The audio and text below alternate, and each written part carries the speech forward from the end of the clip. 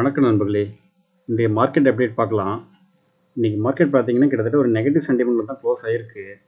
Nifty 50 பார்த்தீங்கன்னா கிட்டத்தட்ட ஒரு 242 பாயிண்ட்டு நெகட்டிவில் க்ளோஸ் ஆகிருக்கு. சென்செக்ஸ் பார்த்தீங்கன்னா கிட்டத்தட்ட 856 பாயிண்ட் நெகட்டிவில் க்ளோஸ் ஆகிருக்கு. மோஸ்ட்லி பார்த்தீங்கன்னா இன்றைக்கி எல்லா செக்டாருமே டவுன் சைடில் தான் போயிருக்கு. ஒரு பாசிட்டிவ் மூமெண்ட்டுமே போகவே இல்லை. இதில் ஃபார்மாவும் ஆட்டோ மட்டும் தான் கொஞ்சம் பாசிட்டிவ் மூமெண்ட்டு. ஃபார்மா பார்த்தீங்கன்னா ஒரு 4 பாயிண்ட் பாசிட்டிவில் க்ளோஸ் ஆகிருக்கு. ஆட்டோ செக்டர் பார்த்தீங்கன்னா 46 பாயிண்ட் பாசிட்டிவில் க்ளோஸ் ஆகிருக்கு. இல்லை நிஃப்டி ஐடி, பேங்க்கு, மெட்டல், எனர்ஜி, ப்ரைவேட் பேங்க்கு மோஸ்ட்லி பார்த்தீங்கன்னா எல்லாமே நெகட்டிவில் தான் க்ளோஸ் ஆகிருக்கு. இல்லை நிஃப்டி ஐடி மட்டும் பார்த்தீங்கன்னா கிட்டத்தட்ட ஒரு 1097 பாயிண்ட் நெகட்டிவில் க்ளோஸ் ஆகிருக்கு.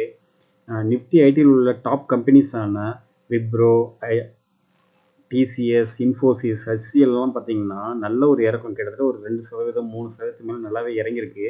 இன்றைக்கி நிஃப்டி 50ல் டாப் லூசராக இருந்ததே விப்ரோ தான் இருந்திருக்கு. கிட்டத்தட்ட ஒரு 3.7% வந்து நெகட்டிவில் க்ளோஸ் ஆகிருக்கு. இன்றைக்கி நிஃப்டி 50ல் டாப் கெய்னராக யார் இருந்ததுன்னு பார்த்தீங்கன்னா மஹேந்திரா தான். கிட்டத்தட்ட 1.5% மேலே ஏறி இருக்கு. ஒரு நல்ல ஒரு பாசிட்டிவ் மூமெண்ட்டை வந்தும் மார்க்கெட் ஒன்றும் அந்தளவுக்கு சப்போர்ட் கொடுக்க முடியல. டாக்டர் ரெட்டி, ஈச்சர் மோட்டார்ஸ்லாம் பார்த்தீங்கன்னா நல்லா ஒரு சதவீதத்துக்கு மேலே ஏறி இருக்கு. அப்படி இருந்தும் பார்த்தீங்கன்னா மார்க்கெட் பார்த்தீங்கன்னா மோஸ்ட்லி நெகட்டிவ் சைடில் தான் போயிட்டுருக்கு. இப்போ கேண்டில் வைஸ் பார்க்கும்போதும் பார்த்தீங்கன்னா மோஸ்ட்லி பார்த்தீங்கன்னா நெகட்டிவ் சைடில் தான் இருக்குது. ஸோ இப்போதைக்கு பாசிட்டிவ் மூமெண்ட்டும் இருக்கிற மாதிரி தெரியல.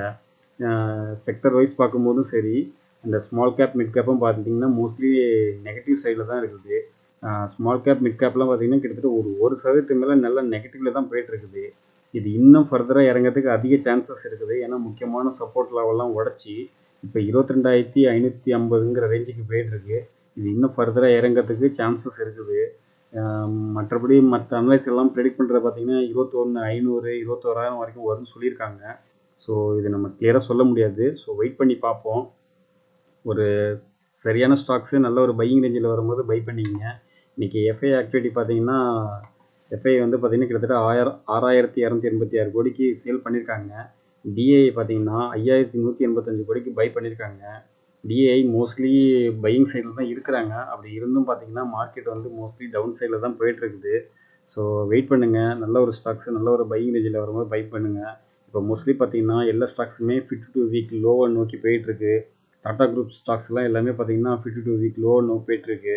ஸோ அந்த ஸ்டாக்ஸ் எல்லாம் கொஞ்சம் குவார்ட்டர் ரிசல்ட்லாம் பாருங்கள். நல்ல ஒரு கம்பெனி நல்ல ஒரு பையிங் ரேஞ்சில் வரும்போது பை பண்ணிக்கங்க. இன்றைக்கி கோல்டு பார்த்தீங்கன்னா கிட்டத்தட்ட 8,055ன்னு இருக்குது. 22 கேரட் கோல்டு கிட்டத்தட்ட ஒரு 7,300, 7,500 ரேஞ்சில் இருந்தது. கண்டினியூஸாக புல்லப் ஆகி போயிட்டே இருக்குது. சில்வரும் பார்த்தீங்கன்னா கிட்டத்தட்ட ஒரு கிராம் ₹100ங்கிற ரேஞ்சுக்கு வந்துருச்சு. இப்போது 101ல் இருக்குது. ஸோ இது எல்லாமே ஃபர்தராக ஏறத்துக்கு சான்சஸ் அதிகமாக இருக்குது. மார்க்கெட் இறங்க இறங்க கோல்டும் சில்வரும் நல்லாவே ஏறுது. இன்றைக்கி என்டிபிசி கிரீன்ஸ் எனர்ஜி பார்த்தீங்கன்னா கிட்டத்தட்ட ஒரு 8% மேலே நெகட்டிவில் தான் க்ளோஸ் ஆகிருக்கு. கிட்டத்தட்ட 52 வீக் லோ நோக்கி போயிருக்கு. அது என்ன காரணம்னு பார்க்கும்போது பார்த்தீங்கன்னா அவங்களோட லாக்இன் பீரியட் வந்து முடிஞ்சிருக்கு. ஸோ இதில் வந்து யாரெல்லாம் பெரிய இன்வெஸ்டர் இருக்காங்களோ எல்லாமே பார்த்தீங்கன்னா அவங்களோட ஷேர்ஸ் ஹோல்டிங்கை வந்து ரெடியூஸ் பண்ணியிருப்பாங்க. எல்லாமே மோஸ்ட்லி சேல் பண்ணிட்டு வெளில போயிருப்பாங்க.